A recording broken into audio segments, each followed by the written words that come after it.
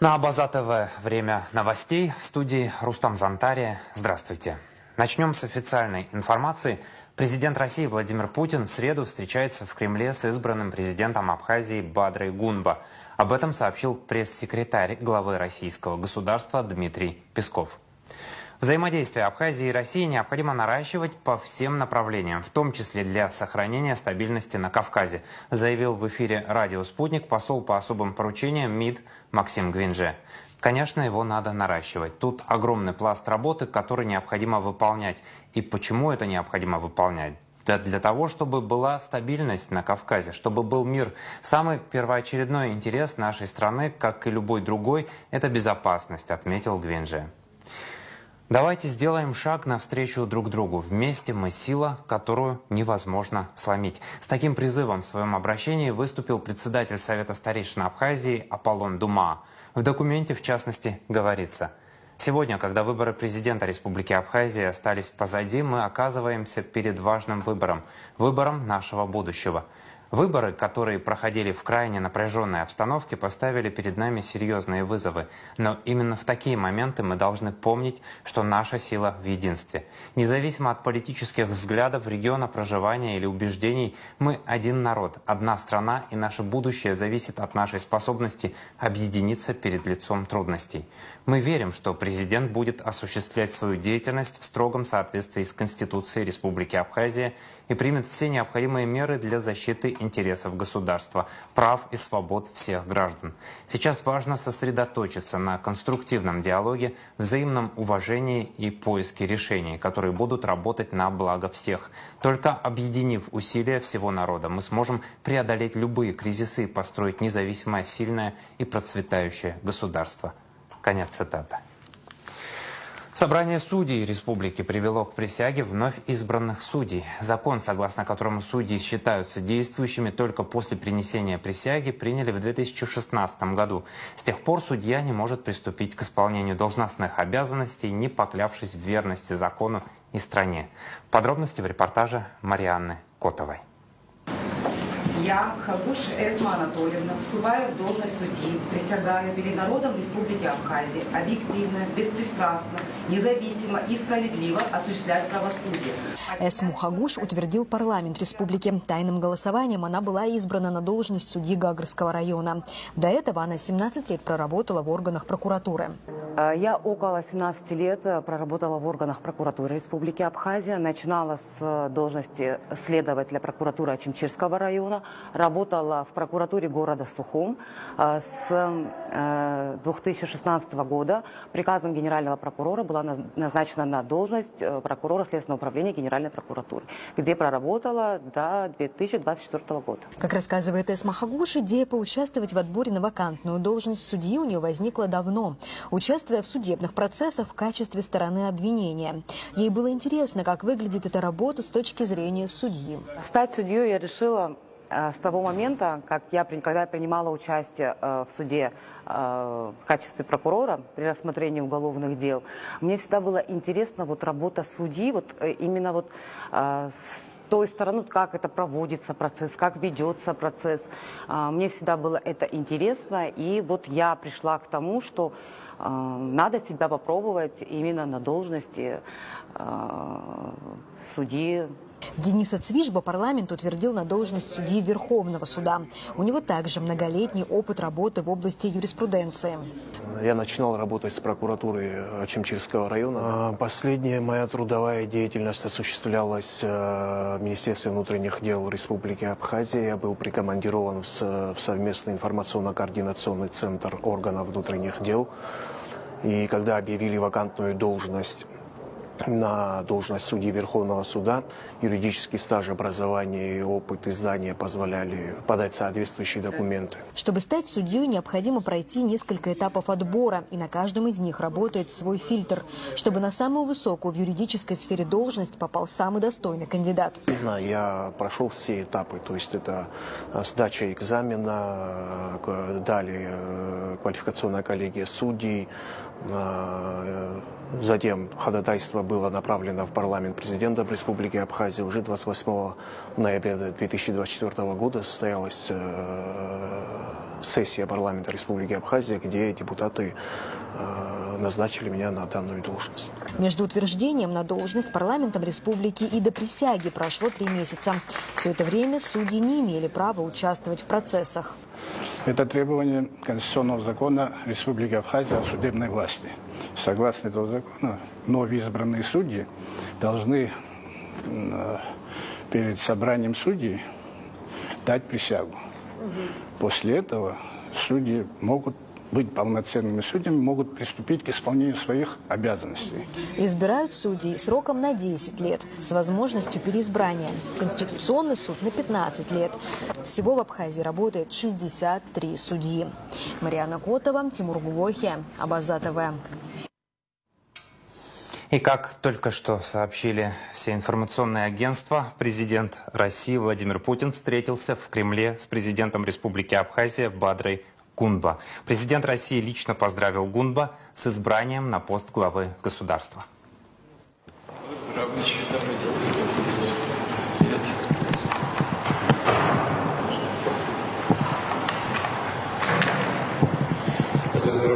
Вот вас видите, хочу поздравить выборы 50%. Приехали 70%. Хороший результат, я поздравляю. Да.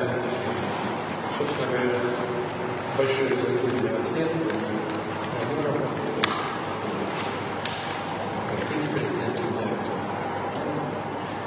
знает, что избирательная кампания достаточно бурно, с эмоциями. Главное, что народ пришел и высказал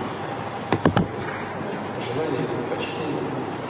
Вы знаете, что особый характер отношений в России, а проблемы, которые решение. Будем работать. Еще раз поздравляю. Спасибо большое. Абхазская молодежь воспринимает Россию как друга, равного партнера, международного лидера и считает взаимодействие с Российской Федерацией благоприятным направлением для республики. Центр развития гуманитарных технологий «Новая эра» в рамках госзадания Министерства науки России «Умная цивилизация» провел исследование. Респондентам предложили оценить с использованием ассоциаций нынешние отношения между Россией и Абхазией. Дружба, надежда и безопасность стали ключевыми тегами настоящего. При описании идеального образа будущего лидируют стабильность, поддержка, взаимопонимание, уважение, надежда, дружба, единство, уверенность. Наиболее предпочтительными сферами развития сотрудничества называли спорт, молодежную политику и образование. Минпросвещение Абхазии совместно с Российским фондом президентских грантов запустит грантовый конкурс, сообщил в интервью пресс-центру Минпроса России ИО министра просвещения Инал Габлия. Он уточнил, что речь идет о возможности открытия в абхазских школах классов робототехники и по разработке беспилотников, кабинетов для научно-естественного направления, а также создания среды для цифрового творчества. Минпросвещение Абхазии и России согласовали долгосрочную программу сотрудничества.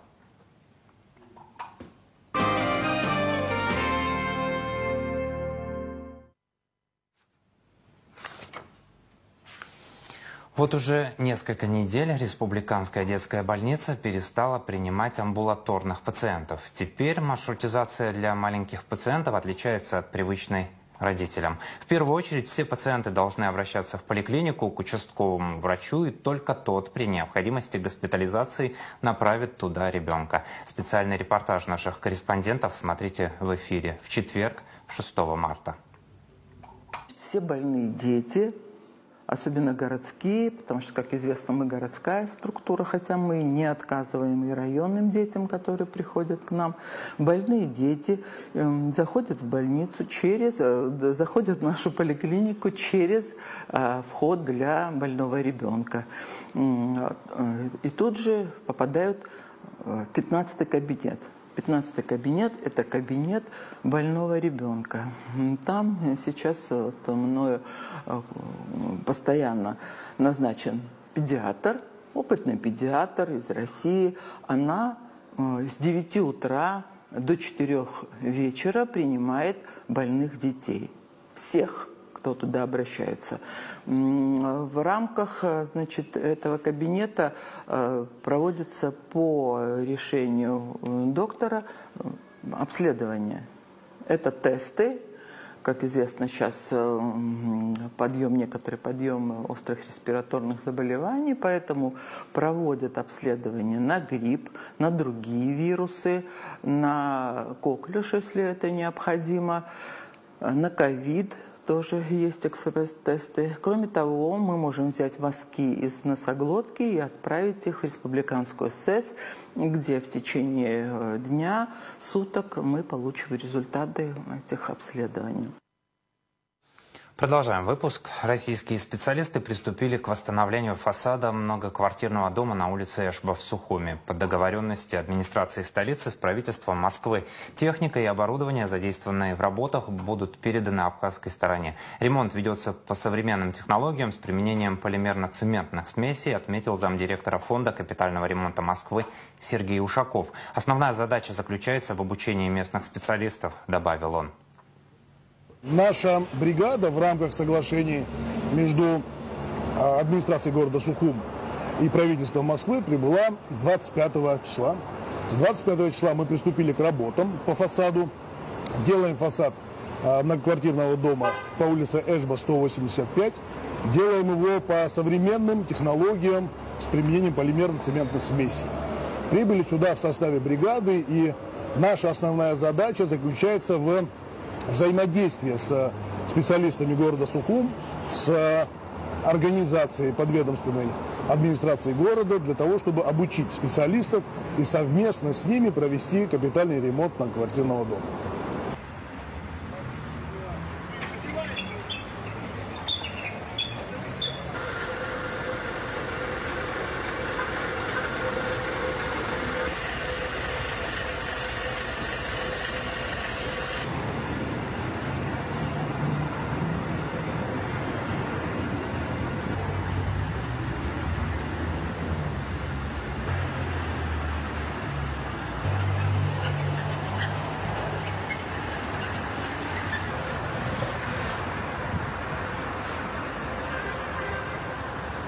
Хотелось бы начать со слов благодарности правительству Москвы в лице Сергея Семеновича Собянина.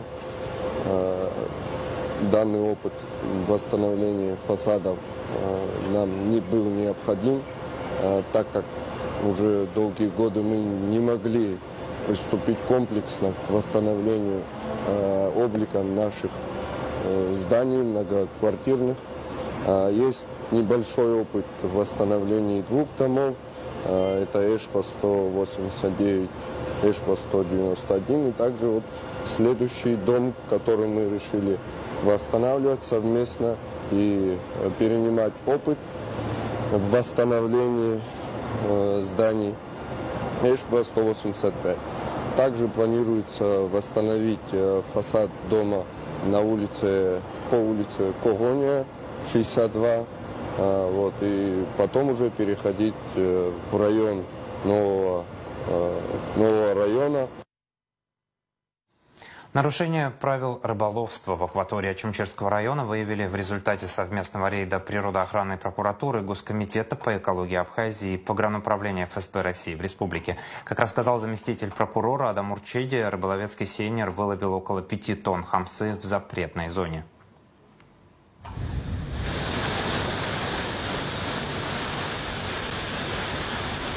Мы проводим плановую проверку соблюдения природоохранного законодательства со стороны рыбодобывающих компаний по вылову водных биоресурсов.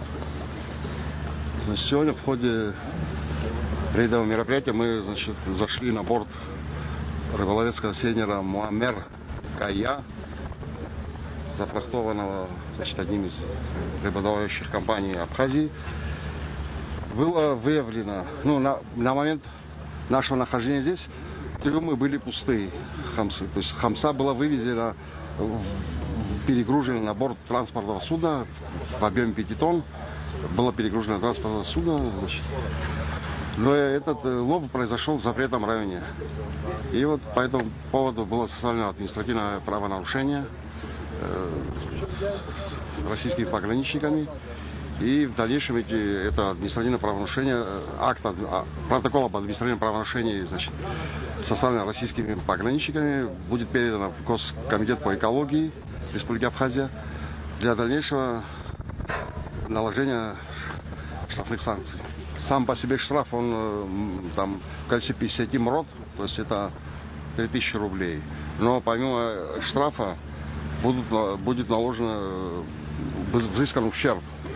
Сумму ущерба определяет Госкомитет по экологии. У них есть специальные таблицы, по которым они высчитывают ущерб за промысел в запретном районе.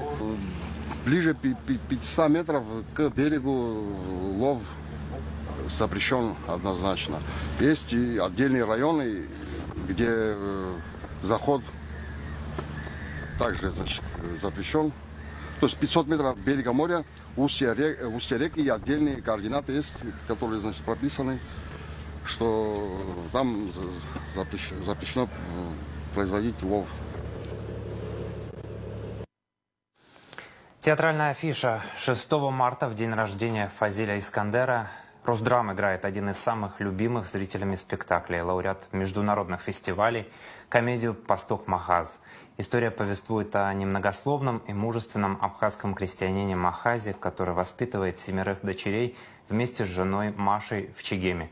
Махаз мечтает о сыне, но у Маши рождаются только дочери. Одна из них, Маяна, отправляется в город на учебу, а жить ее пристроили к дальнему родственнику Маши, директору магазина «Шалико». Вскоре и неожиданно Маяна возвращается домой. Сюжет, который пронизан искандеровским юмором и размышлениями о чести, долге и традициях, захватывает зрителя в круговорот комедийных ситуаций, чтобы к финалу вывести на высокую катарсическую ноту. Те самые мурашки по коже, которые мы ждем от похода в театр. День Фазиля Искандера на Абаза ТВ. 6 марта исполняется 96 лет со дня рождения Фазиля Абдуловича Искандера. Прозаика, журналиста, поэта, философа, сценариста и общественного деятеля, почетного члена Российской академии художеств, обладателя Государственной премии СССР за роман Сандрович Чегема. В этот день большая часть новостного эфира, как и вся эфирная сетка нашего канала, будет посвящена дню рождения народного писателя Абхазии. С раннего утра и до позднего вечера все передачи посвящены творчеству Искандера. В сетке вещания стихи и рассказы писателя в авторском и актерском исполнении, документальные фильмы о творчестве писателя, художественные картины по произведениям Фазиля, интервью, воспоминания коллег о его жизни и творчестве, видеоролики с цитатами поэта. 7 марта на площади Свободы в Сухуме состоится праздничный концерт «Вам, любимые», посвященный Международному женскому дню 8 марта. В концерте примут участие артисты абхазской и российской эстрады. Он проводится по инициативе Всероссийского общественного движения «Волонтеры Победы», Управлению культуры, Управлению по делам молодежи и спорта и другим службам администрации столицы поручено оказать содействие организаторам в проведении концерта. В списке российских артистов такие звезды, как Игорь Николаев и группа «Руки вверх». Концерт начнется в 17:00, а уже 2 дня на площади Свободы активно идут масштабные монтажные работы. Возводится сцена, идет монтаж звукового и светового оборудования, электрогенераторов, которые будут обеспечивать автономное питание концерта. Туризм и рейтинги спад бронирований летнего отдыха в Анапе в начале марта составляет от 40 до 80% по сравнению с тем же периодом прошлого года, пишет Атор. Это связано с загрязнением пляжа из-за разлива мазута после крушения танкеров в Керченском проливе. Эксперты отмечают, что слабый уровень бронирования лета и ускоряющаяся переориентация туристов на другие места отдыха грозит потерей рентабельности даже крупным объектам размещения. Ранее власти заявляли, что пляжи Анапы планируется полностью восстановить к началу летнего сезона 2026 года. Сейчас о погоде.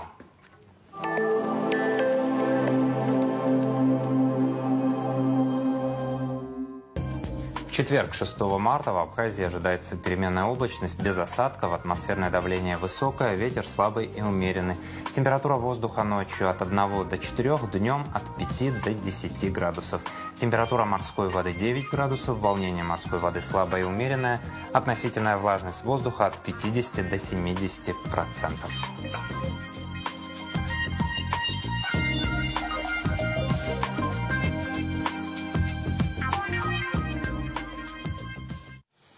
На этом выпуск завершен. За развитием событий смотрите вместе с нами. До новых встреч в эфире.